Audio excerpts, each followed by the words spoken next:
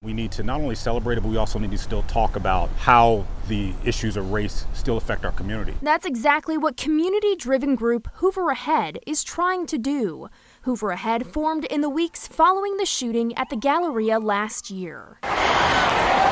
The shooting sparked heated protests and discussions about race. Damian Gilbert is a member of Hoover Ahead.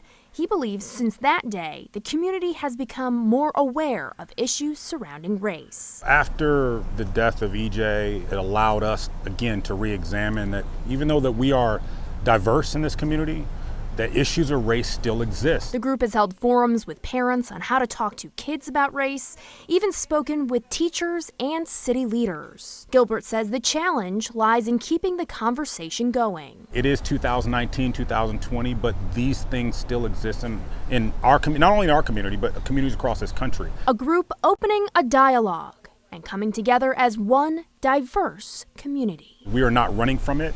We're running to it and making sure that our community is better for having these conversations. Hoover Ahead has several things planned for the coming year, and Gilbert wants people to know that this group is not just for people in Hoover, but people in surrounding communities too. In Birmingham, Mary O'Connell, WVTM 13.